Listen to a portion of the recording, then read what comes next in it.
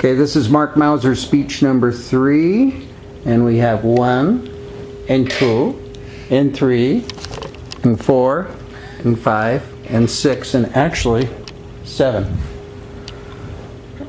Okay. The government needs money.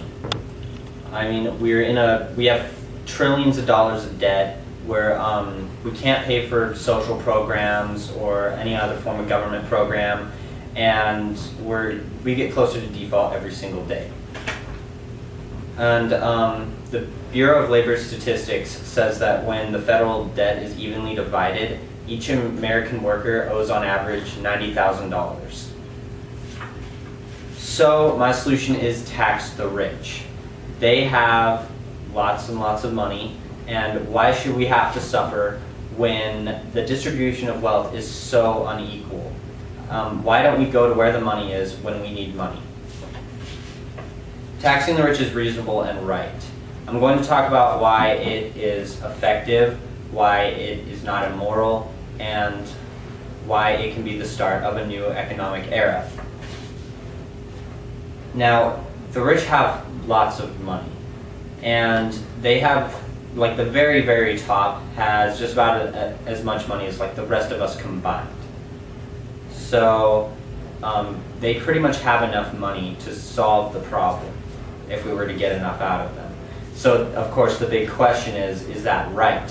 Can we just take what seems like it's rightfully theirs? Isn't that stealing? Just because they have so much more than us doesn't mean that they don't deserve to.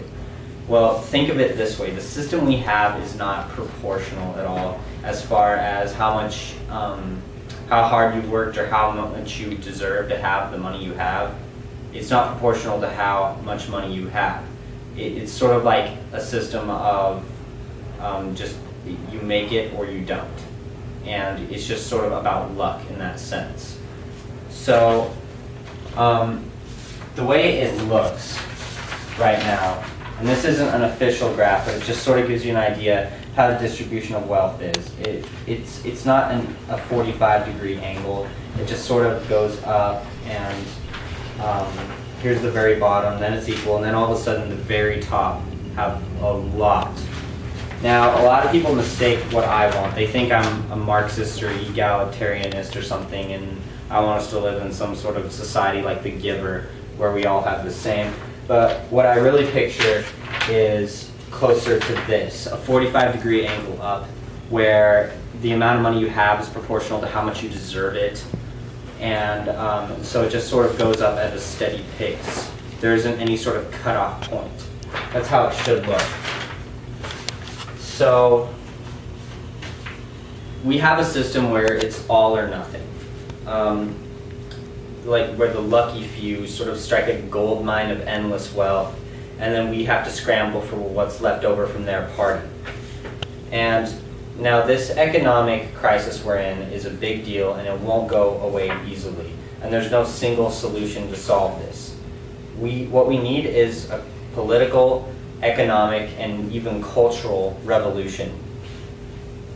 We're about to face unprecedented changes, so we need to make sure that they are positive. So, and